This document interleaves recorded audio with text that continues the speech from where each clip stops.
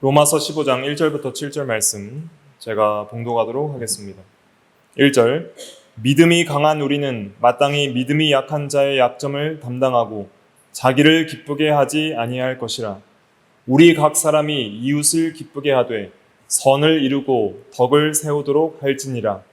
그리스도께서도 자기를 기쁘게 하지 아니하셨나니 기록된 바 주를 비방하는 자들의 비방이 내게 미쳤나이다 함과 같으니라. 무엇이든지 전에 기록된 바는 우리의 교훈을 위하여 기록된 것이니 우리로 하여금 인내로 또는 성경의 위로로 소망을 가지게 함이니라. 이제 인내와 위로의 하나님이 너희로 그리스도 예수를 본받아 서로 뜻이 같게 하여 주사 한 마음과 한 입으로 하나님 곧 우리 주 예수 그리스도의 아버지께 영광을 돌리게 하려 하노라.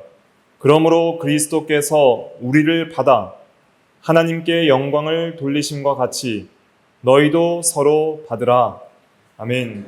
이 시간 말씀의 제목은 1절 하반절과 2절을 근거로 해서 자기를 기쁘게 하지 말고 이웃을 기쁘게 하라. 자기를 기쁘게 하지 말고 이웃을 기쁘게 하라 라는 제목으로 하나님 말씀을 증거하겠습니다. 1절 말씀에 보면 믿음이 강한 우리는 마땅히 믿음이 약한 자의 약점을 담당하고 자기를 기쁘게 하지 아니할 것이라 라고 했습니다. 여기서 믿음이 강하다는 것은 진리의 지식에 있어서 강하다는 뜻입니다. 진리를 깨닫는 면에 있어서 더 강하고 많은 진리를 깨달았다는 것이죠. 지금까지 14장에서 살펴봤던 것처럼 그 구약의 의식법은 그리스도 안에서 성취되었기 때문에 폐해졌고, 이제 구약 시대 때 금했던 그 돼지고기나 또 비늘 없는 물고기나 이런 것들은 신약 시대 때에는 자유롭게 먹을 수 있다는 것을 깨닫는 진리, 그리스도 안에서 신약 성도들이 자유하는 진리를 깨달은 것, 이런 것은 믿음이 강한 것이죠. 진리에 있어서 깨달음이 더 많은 것이죠. 우리의 믿음이라는 것은 항상 진리에 근거합니다. 진리를 얼마나 알고 깨닫고 또 그 진리대로 우리가 순종하는 것에 따라서 믿음이 강하다, 약하다라고 말할 수 있는 것이에요. 여러분들도 믿음이 자라나려면 진리의 지식에 있어서 성장하기를 소망하여야 합니다. 좀 믿음이 자라기를 원합니다. 주여 믿음을 더하소서. 물론 진리를 안다고 믿음이 다 좋은 건 아니에요. 아는 만큼 행하지 못하면, 행함이 없는 믿음은 죽은 믿음이라 그랬으니까 진리를 많이 알고도 행치 아니하면 더 큰 심판을 받는 거예요. 그러나 한 진리를 알아도 그것을 온전히 순종하기를 힘쓴다면 믿음이 좋은 거예요. 예를 들면 아브라함은 신구약 성경 아무것도 몰랐어요. 왜냐하면 아브라함 이후에 한 500년 이후에 모세 시대 때 비로소 창세기부터 이제 기록이 시작되잖아요.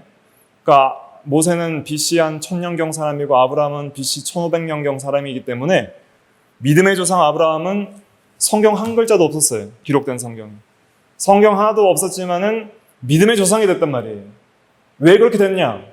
하나님께서 하신 말씀, 내 본토 친척 아버지의 집을 떠나 내가 내게 지시할 땅으로 가라 했을 때 그 말씀을 그대로 믿고 내가 받은 그 한 말씀 한 말씀을 순종하기를 힘썼다는 거예요. 물론 아브라함의 믿음이 연약해지고 때는 의심할 때도 있지만은 하나님이 은혜를 주셔서 견고하게 자기에게 주신 말씀을 의심하지 않고 그대로 이루어질 줄 알고 없는 것을 있는 것으로 부르시고 죽은 자를 살리시는 하나님으로 믿고 독자 이삭을 바치기까지 그렇게 행함에 있는 믿음으로 나아갔던 아브라함이었던 것이죠.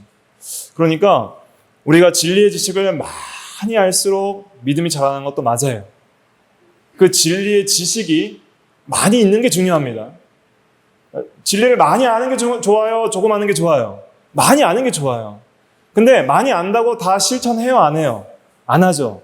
그런데 실천은 안 해도 알고 있는 게 나아요? 모르는 게 나아요? 알고 있는 게 낫는 거예요. 그래서 알고 있는 지식을 내가 아직은 믿지 못하고 실천하지 못하고 불신하고 나간다 그래도 그 마음에 어느 정도 기억되고 있는 말씀이 언젠간 하나님께서 은혜를 주시면 역사가 일어나요.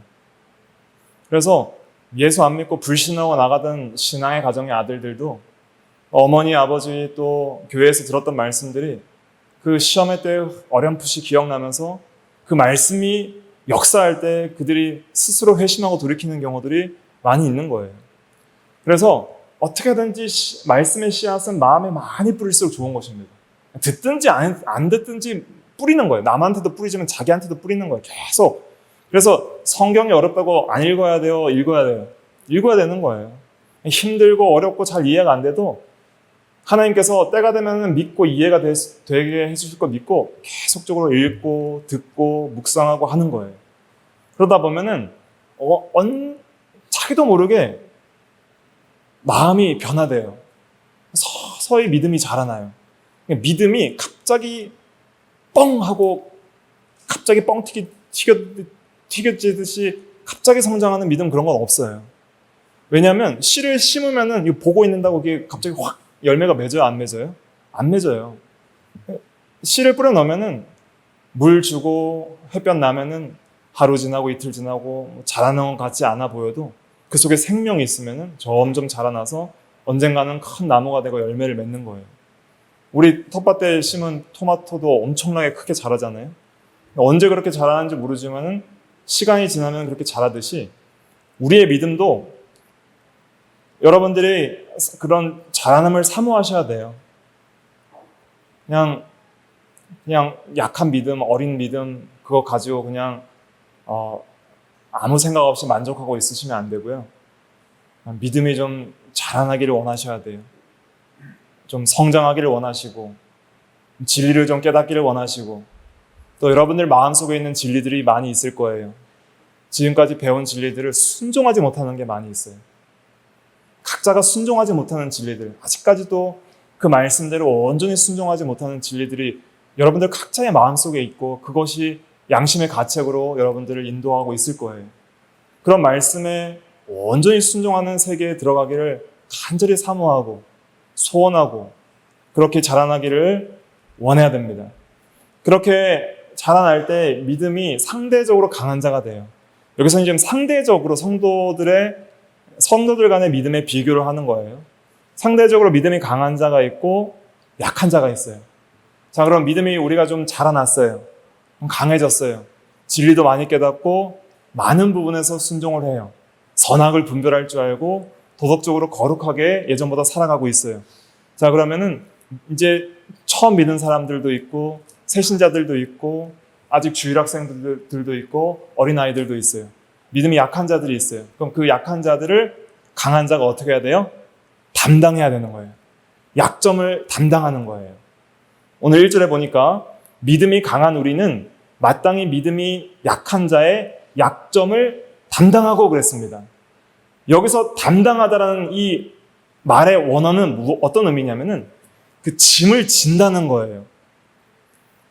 다른 사람의 짐을 내가 친히 진다는 의미도 있고요. 또 무거운 짐을 들어서 옮긴다는 그런 의미도 있는데 아무튼 다른 사람의 그 약점과 부족함과 또 아직 믿음이 약한 점을 내가 함부로 정죄하거나 또 비판하거나 아니면 이기적으로 그러한 사람의 믿음 없음에 대해서 관심 없이 그냥 내가 하고 싶은 대로 자유롭게 산다거나 그렇게 해서는 안 되고 그 믿음이 약한 자의 약점을 내가 친히 내가 담당하고 내가 보완하고 그 믿음 약한 자도 믿음이 강하게 설 수 있도록 내가 잘 그 사람을 품어주는 것을 가리키는 거예요. 그래서 그 14장에서는 이제 고기 아직 못 먹는 그 믿음이 연약한 유대주의적인 율법주의적인 구약의 의식법에 매여 있는 사람들이 있었잖아요. 그 사람들이 아직 믿음이 연약해서 돼지고기를 못 먹는데 믿음이 강한 우리는 자유하다고 해서 그 사람을 믿음 없다고 정죄하거나 또 나는 내 자유대로 양심의 자유대로 먹으니까 믿음 없는 사람들 앞에서 마음대로 먹거나 해서는 안 된다는 것이죠. 내가 영적인 자유가 있고 진리 안에서 자유하는 면이 있지만은 믿음이 약한 자가 잘 세워지기 위해서 내 자유를 억제하는 것이 그것이 참된 믿음이고 약점을 담당하는 거예요. 그러니까 강한 자가 항상 낮아져야 돼요. 강한 자가 항상 겸손하게 다른 사람을 섬기는 자리에 들어가야 되는 거예요. 그래서 자기를 기쁘게 하지 아니할 것이라 그랬습니다. 이것은 이기주의를 버리라는 거예요. 자기 마음대로 살면 안 된다는 거예요. 가정생활도 자기 마음대로 살면 가정이 제대로 안 되고 부부관계와 자녀와의 관계도 잘 안 되는 것처럼 교회생활도 마찬가지예요. 목사가 깨달은 진리가 있어요. 또 은혜대로 살아온 신앙생활이 있어요. 근데 주일학생들 처음 전도했는데 그 주일학교 교사하기 힘들어하시는 분들 많이 봤어요. 왜냐하면 그래도 중고등학생들은 어느 정도 책망하면 통하는데 주일학교 아이들은 통제하기가 너무 어려운 거예요. 저는 지금까지 부교육자 생활하면서 이제 주일학교 초등부만 담당을 했거든요. 제가 설교할 때 뭐 심지어 욕도 해요, 애들이. 욕을 하고 그냥 나가버리기도 하고 떠든다고 뭐라고 그러면은 반항하고 대들기도 하고 뭐 친구들끼리 서로 싸우기도 하고 뭐 통제가 안 되는 일들이 많이 발생을 해요. 그러면 얘를 좀 통제하고 얘야 잘 말을 들어라, 하나님 말씀을 들어라 하고 있으면 또 다른 애가 이제 난리가 나는 거예요. 또 얘 붙들고 있으면 또 다른 애가 난리가 나고 그럼 정신이 없는 거예요. 그럼 속에서 화가 나요, 안 나요? 화가 나요. 그럼 한 대 때리고 뭐 막 책망을 하고 이렇게 해버리면은 그 친구가 낙심을 하고 이제 교회를 못 오는 거예요. 그런 학생들은 보통 보면 가정에서도 그런 일이 많이 있고요. 또 학교에서는 맨날 그렇게 책망받는 아이들이에요. 교회에 와서도 품어주지 못하고 책망받고 이러버리면은 사랑을 느끼지 못하고 아직 믿음이 연약하기 때문에 복음의 진리를 깨닫고 자기가 이제 스스로 자원해서 이렇게 살아야 되겠구나 깨닫고 이제 그것이 훈련이 되면은 되겠지만은 훈련이 되지 않은 상태에서 그렇게 그 믿음이 약한 것을 책망을 해버리고 그것을 품어주지 못하면은 스스로 낙심하고 더 이상 믿음이 자라날 기회를 얻지 못하고 떠나버리는 거예요. 그러니까 우리가 내 기준에 볼 때 이 성도는 아직 좀 너무 믿음이 없는데 또 왜 이렇게 행동하지? 또 좀 이랬으면 좋겠는데 하는 것들이 있을 수 있어요. 근데 그걸 다 표현하면 안 돼요. 다 표현하지 말고 일단은 그 성도가 가장 중요한 게 뭐예요? 교회에서 도덕적으로 또 교회 생활을 잘 하는 것보다 먼저 중요한 거는 예수 믿고 구원받는 거예요. 그 영혼이 살아나는 거예요. 그렇게 살아나면은 계속 말씀으로 씨앗을 뿌리면 자라나게 되어 있어요. 기다려줘야 되는 거예요. 인내해야 돼요. 씨앗을 뿌렸는데 안 자란다 뽑아버리면 돼요, 안 돼요? 안 되는 거예요. 그것처럼 우리가 그 사람이 하나님의 은혜로 자라날 수 있도록 약점을 담당하고 잘 참는 것, 이것이 매우 중요합니다. 그런데 사람들이 인내가 부족해요. 항상 못 참아요. 오늘 설교에서 가장 중요한 점 중에 하나는 뭐냐면 이 약점을 담당하려면 인내가 필요해요. 오늘 성경에도 보면은 인내에 대해서 말씀을 하고 있거든요. 4절 한번 읽어볼까요? 시작. 무엇이든지 전에 기록된 바는 우리의 교훈을 위하여 기록된 것이니 우리로 하여금 인내로 또는 성경의 위로로 소망을 가지게 함이니라. 성경과 그리스도와 하나님의 은혜는 특별히 인내로 주어져요. 예수 믿고 구원받은 성도들이 성령으로 충만하고 진리로 충만하고 성령의 열매가 맺어지면 오래 참고 인내하게 돼요. 다른 사람들이 좀 내가 보기에 좀 믿음이 부족해 보여도 교만하면 안 돼요. 내가 좀 안다고, 내가 좀 믿음이 자라났다고 어린 사람들을 보면 대부분 우리가 교만한 마음이 들어요. 나보다 연약하고 나보다 못하는 사람들, 우리 세상에도 그래요. 나보다 공부 못하는 사람, 나보다 운동 못하는 사람, 나보다 좀 실력이 부족한 사람 보면은 뭐 저것도 못하냐, 그런 마음이 들고 그거를 지적하고 싶어 하는 거예요. 이렇게 하지 왜 저렇게 하느냐. 근데 그렇게 하면은 그 지적을 지혜롭게 잘 받아서 마음이 상해도 그걸 잘 순종하는 사람은 잘 되겠지만 그렇게 사람들이 쉽게 그렇게 되지가 않아요. 근데 사랑으로 지적을 하고 사랑으로 그것을 잘할 수 있게 섬겨주면은 그 참 감사한 마음으로 고쳐나가기 시작하죠. 그것처럼 우리도 이 교회 생활을 할 때 항상 이 인내가 필요한 거예요. 오래 참고 인내하면서 자기를 기쁘게 하지 말고 이웃을 기쁘게 하고 이웃의 마음을 상하지 않게 하면서 선을 이루고 덕을 세우도록 할지니라 그랬어요. 2절 읽어볼게요. 시작. 우리 각 사람이 이웃을 기쁘게 하되 선을 이루고 덕을 세우도록 할지니라. 네, 여기서 선을 이루라는 것은 다른 사람에게 좋게 하라는 뜻이에요. 다른 사람의 유익을 구하고 그 덕을 세우도록 할지니라는 원어적 의미는 그가 세워지도록 할지니라 이런 뜻이에요. 그의 유익을 구하고 이웃의 유익을 구하고 그가 하나님의 성전 또 그리스도의 몸된 교회로서 잘 세워지도록 하라는 거예요. 그러니까 믿음이 강한 사람이 해야 될 사명은 뭐냐면 믿음이 약한 사람이 강하게 잘 세워지도록 그의 짐을 지고 선을 행하고 잘 참고 인내해 주는 거예요. 기다려주고 사랑을 베푸는 거예요. 왜냐하면 처음부터 강한 사람은 없어요. 처음부터 어른인 사람도 없고 처음부터 예수 잘 믿은 사람도 없어요.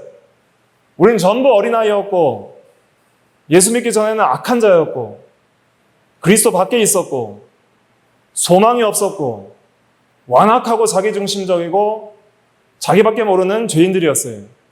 근데 예수님께서 이 땅에 오셔서 만약에 모든 죄인들을 안 참아주셨다면 어떻게 됐을까요? 예수님은 온전하신 분이에요. 믿음의 주요 온전케 하시는 예수를 바라보자 그랬잖아요. 믿음의 주요 온전하신 분이에요. 예수님은 적당히 강한 자가 아니라 완전하신 믿음의 사람이었어요. 한 번도 불순종하신 적이 없는, 의심하신 적이 없는 믿음의 사람이었어요. 그 믿음의 주께서 제자들의 믿음 없음을 보고 제자들 다 버리시고 세리와 창기들과 죄인들을 보시고 안 참아주셨으면 소망이 없는 거예요. 그런데 죄리와 세인들과 함께 먹고 마시고 그들에게 복음을 전해주시고 믿음이 없는 자들을 가르쳐주시고 고쳐주시고 훈련시켜주셨어요. 제자들은 처음부터 믿음이 그렇게 강하지 않았어요. 예수님이 누군지도 잘 몰랐어요. 그분이 그냥 위대한 선지자, 위대한 능력 있는 하나님의 사람인 줄 알았지만 그분이 참 하나님의 아들이시오, 참 성자 하나님이시오, 참 사람이신 이 진리에 대해서도 깊이 있게 이해하지 못했고요. 또 그들이 어떻게 도덕적으로 믿음으로 순종해야 될지도 몰랐어요. 사랑의 사도 요한은 예수님을 배척하는 동네에 이르자 하늘에서 불이 떨어져가지고 그들을 멸하게 합시다 하면서 그렇게 완악한 마음으로 다른 사람들을 멸망당하기를 원했었고 또 베드로도 성격이 급해서 그 겟세마네 동산에서 말고라는 자가 예수님을 잡으려 할 때 그 귀를 베었잖아요. 그런 것처럼 그렇게 허물도 많고 참 부족한 사람이지만은 예수님이 그렇게 많이 책망 안 했어요. 오래 기다려주시고 참아주시고 항상 온유하게 가르쳐 주셨어요. 칼을 내 칼집에 꽂으라 베드로 보고 칼을 가진 자는 칼로 망하느니라. 그렇게 하면서 항상 온유함과 오래 참음과 주의 교훈으로 가르쳐 줬어요. 그러니까 우리도 다른 사람을 가르칠 때 기도를 많이 해야 돼요. 기도를 많이 하고 온유함과 겸손함으로 주의 교훈과 훈계로 그 사람이 세워질 수 있도록 가르쳐야 돼요. 무너지게 하면 안 되는 거예요. 믿음에서 떠나게 만들면 안 되는 거예요. 세워지도록 하려면은 먼저 자기가 잘 세워져야 돼요. 내 속에 있는 들보를 빼라. 그래야 형제의 티를 뺄 것이라 그랬잖아요. 내가 먼저 주의 말씀과 교훈으로 만들어지고 세워지고 그 경험을 해봐야 돼요. 넘어지는 것도 경험해보고 그 넘어지는 순간에서도 주님께서 믿음의 주께서 우리를 붙들어 주시고 오래 참아 주신 것을 경험해야 돼요. 예수님께서 나 같은 죄인을 참아 주신 것을 경험해야 되는 거예요. 나 같은 죄인을 오래 참으시고 지금도 버리지 아니하시고 항상 우리와 함께 하시고 우리를 인도해 주시는 그 사랑을 경험해야 되는 거예요. 아, 나 같은 죄인을 참아 주셨는데 내가 좀 잘났다고 다른 형제들을 내가 참아주지 못하는 것은 얼마나 그것은 악한 것인가. 그것을 생각하고 참는 거예요. 처음부터 강한 사람이 없어요. 처음부터 믿음이 강한 사람이 없는 거예요. 사도 바울을 보십시오. 사도 바울은 믿음이 없는 사람이었어요. 교회를 핍박하는 사람이었고 예수 믿는 자를 잡아 죽이려고 그렇게 폭행자여 박해자였던 사람이었어요. 그 사도 바울을 주님께서 참아주시고 찾아와서 만나주시고 사울아 사울아 네가 이 가시체를 뒷발질하는 것이 네게 고통이다. 네가 왜 나를 핍박하느냐. 주님께서 그 다른 성도들을 박해하는 것을 자기를 박해하는 것처럼 여기시고 몸된 교회니까 자기 몸을 박해하는 것을 자기를 박해하는 것처럼 여기시고 그렇게 고통을 당하시면서 괴로워하는 마음으로 사울에게 네가 왜 나를 박해하느냐 하시면서 사울을 버리시고 멸망시키신 것이 아니라 그를 품어주시고 불러주신 거예요. 그렇기 때문에 사도 바울은 특별히 은혜의 사도라고 불러요. 은혜의 사도. 베드로 같은 경우는 베드로서신을 보면 소망에 대해 강조하거든요. 소망의 사도고요. 사도 요한 같은 경우는 사랑의 사도, 사랑에 대해서 많이 강조해요. 생명과 사랑. 근데 사도 바울의 서신을 보면 항상 이 은혜가 그 밑바탕에 가득히 깔려 있어요. 하나님의 은혜다. 모든 것이 하나님의 은혜입니다. 나의 나 된 것은 하나님의 은혜로 된 것이라. 내가 모든 사도보다 더 많이 수고하였으나 이것은 내가 한 것이 아니요 오직 나와 함께 하신 하나님의 은혜로라. 고린도전서 15장 10절에 그렇게 고백하잖아요. 그러니까 은혜란 건 뭐냐면 선물이에요. 선물. 특별히 받을 수 없는 죄인에게 하나님께서 호의로 베풀어 주시는 선물. 받을 자격이 없는 죄인들에게 베풀어 주시는 하나님의 선물을 가리켜서 은혜라고 하는 거예요. 그러니까 그런 은혜를 받아서 우리가 세워지는 거예요. 자, 여러분들 믿음이 은혜예요? 나의 공로예요? 은혜예요. 내가 믿음이 생기고 믿음이 자라나고 그 믿음대로 믿고 한 말씀 순종하고 한 말씀 깨닫고 진리 깨닫는 거 은혜예요. 그래서 에베소 2장 8절엔 너희는 그 은혜에 의하여 믿음으로 말미암아 구원을 받았으니 이것은 너희에게서 난 것이 아니요 하나님의 선물이라 그랬어요. 우리의 믿음도 선물이요 구원도 선물이에요. 은혜예요. 자, 은혜로 받았으니까 자랑할 것이 있어요 없어요? 없는 거예요. 교만할 것이 있어요 없어요? 없어요. 내게 받지 않은 것이 무엇이냐? 고린도전서 4장 7절부터 보면 받지 않은 것이 무엇이냐? 왜 받지 않은 것처럼 자랑하느냐? 다 받았다는 거예요. 자, 우리가 다 받은 거예요. 믿음도 받고 진리도 받고 깨닫는 것도 받고 순종할 수 있는 역사와 능력도 성령을 통해서 받은 거예요. 그러면은 교만하면 안 됩니다. 우리가 항상 인내하지 못하고 다른 사람들을 넘어지게 하는 이유는 무엇이냐면은 교만해서 그래요. 내가 잘난 줄 알아서 그런 거예요. 내가 선줄 알고 내 지식인 줄 알고 내 믿음인 줄 알고 내가 다른 사람보다 우월감을 가지고 내가 다른 사람보다 거룩하고 경건하다고 생각하니까 다른 사람을 깔보기 시작하는 거예요. 무시하고 그리고 어리게 보고 그 사람을 귀하게 생각하지 않는 거예요. 귀하게 여기질 않는 거예요. 저런 사람은 좀 교회에서 없었으면 좋겠다. 안 나왔으면 좋겠다. 상대 안 했으면 좋겠다. 이런 마음이 혹시라도 조금이라도 들면은 그건 교만한 것입니다. 참지 못하는 거예요. 그것을 다른 사람이 느끼게 되면은 그 사람들은 시험에 드는 거예요. 그러면 하나님께서 기뻐하지 않습니다. 그리스도께서 받으신 자를 우리가 받지 않으면 안 되는 거예요. 7절 읽어볼게요. 오늘 본문 7절 시작. 그러므로 그리스도께서 우리를 받아 하나님께 영광을 돌리신 것 같이 너희도 서로 받으라. 예. 그리스도께서 우리를 받으셨어요. 이 받았다는 원어적 의미는 받아들였다는 거예요. 받아들였다. 우리를 받아주셨어요. 나 같은 죄인을 받아주신 거예요. 나 같은 죄인을 위하여 십자가에 죽으셨어요.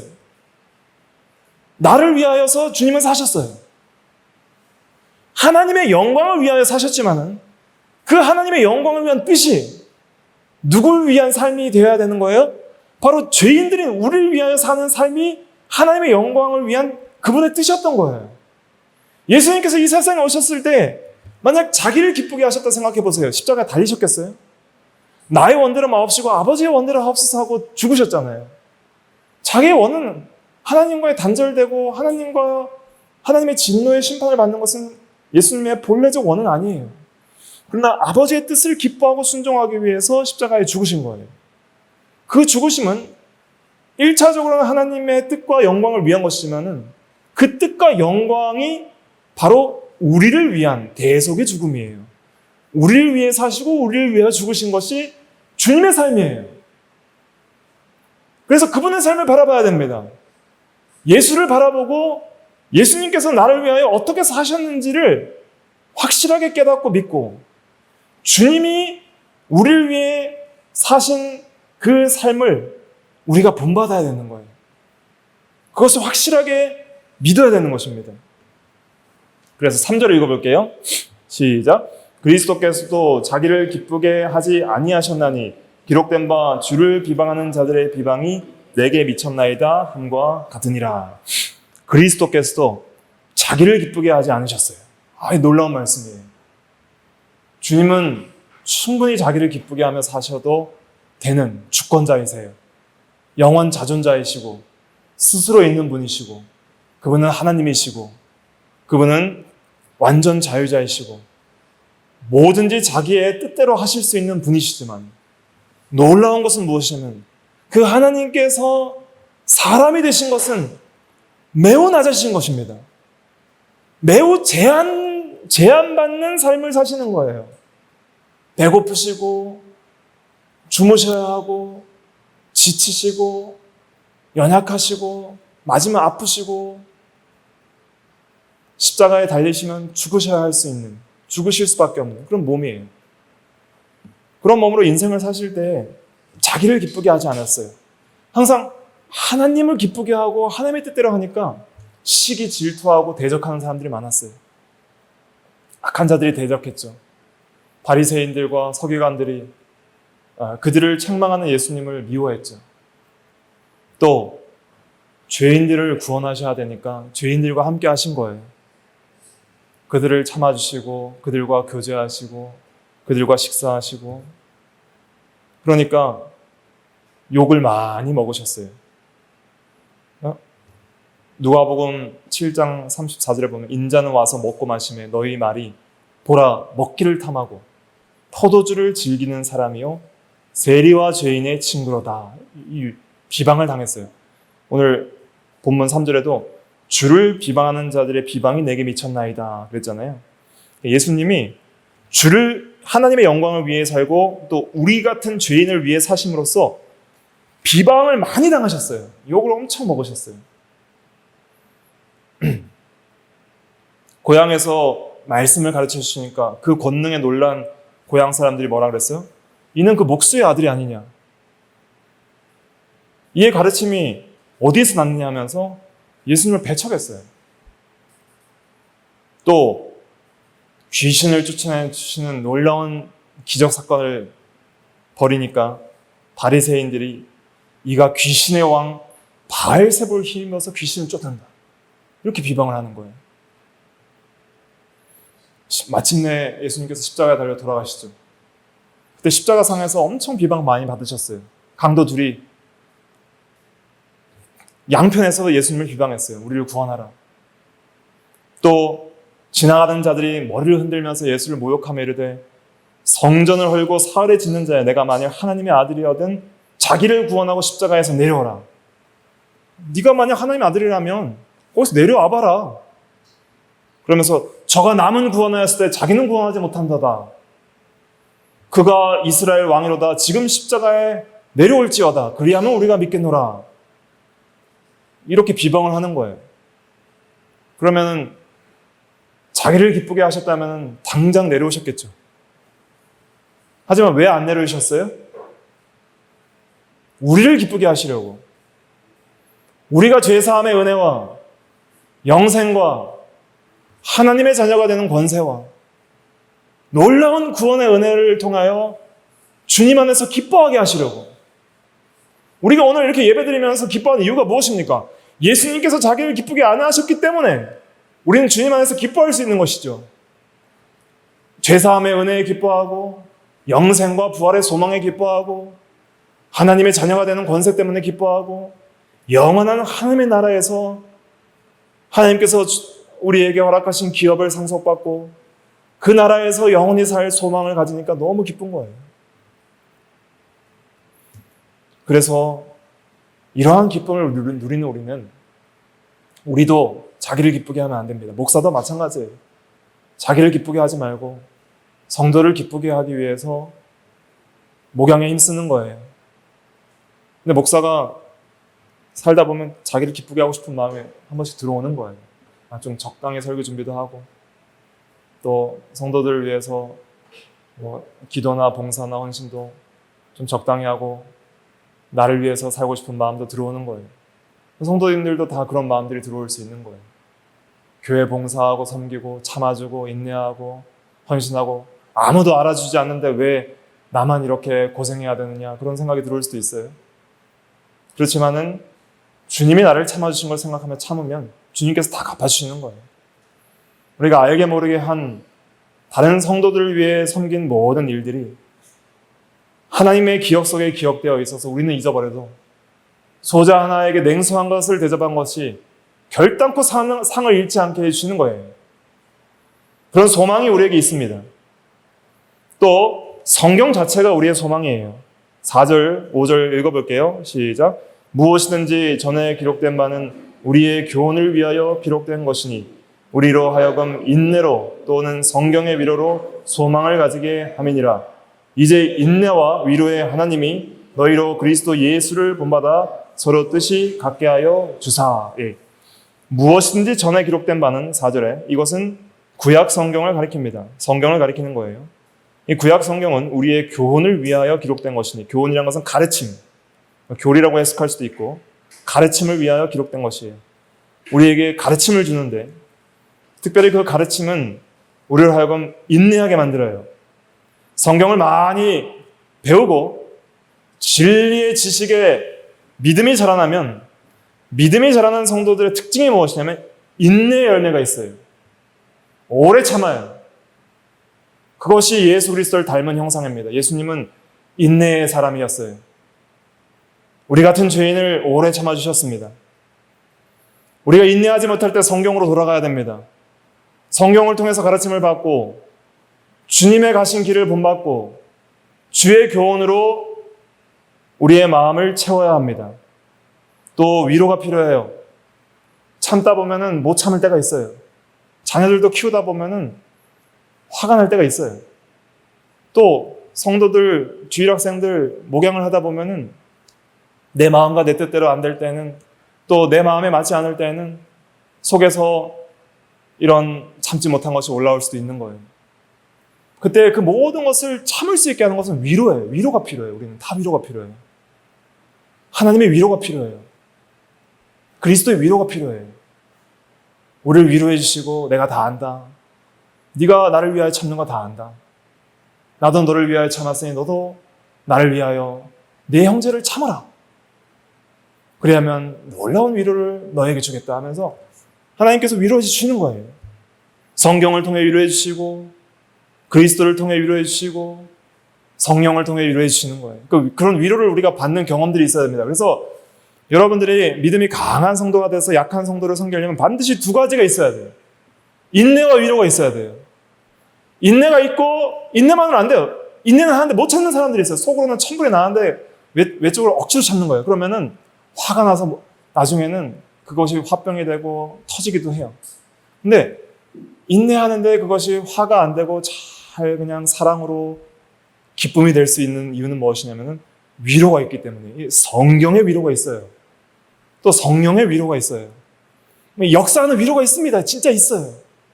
하나님께 위로를 구하세요. 그럼 위로해 주세요. 하나님께서 우리의 마음을 만져주시고 우리에게 하나님의 사랑을 알게 하여 주시고 하나님께서 우리를 얼마나 사랑하시는지 그 마음을 느끼게 하여 주시는 거예요. 위로는 느끼는 거예요. 감정적인 거예요. 느껴지는 거예요. 받는 거예요. 하나님께서 안다, 내가 안다. 괜찮다.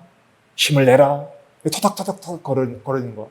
그럴 때 뭐 토닥토닥이 위로받는 게 아니라 토닥토닥 하면서 말해주는 그 사람의 마음이 느껴지니까 위로를 받는 거거든요.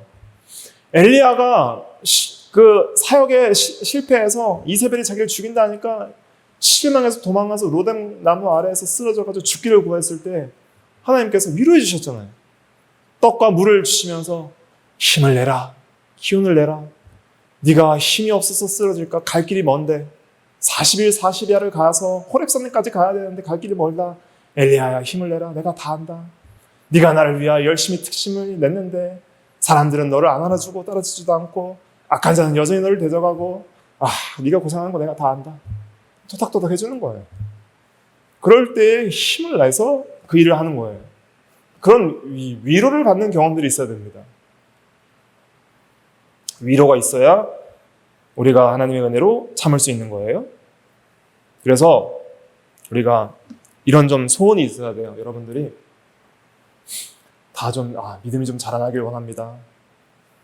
그러면서 좀 인내와 위로가 좀 생기길 원합니다. 하나님 좀 위로해 주시고 참을 수 있는 인격을 주시고 진리를 분별할 수 있는 그런 지식을 주셔서 모든 것을 잘 분별하되 연약한 성도들을 잘 참고 그 성도들이 세워질 수 있도록 그리스도께서 자기의 유익을 구하고 자기를 기쁘게 하지 않고 우리를 기쁘게 하기 위해서 자기의 기쁨을 포기하셨던 것처럼 우리도 다른 사람의 성도들을 위하여 그 성도들 위하여 그들을 기쁘게 할 수 있는 저희들이 되게 하사 그렇게 할 때 그 속에서 기쁨과 위로가 좀 넘치게 해 주시옵소서.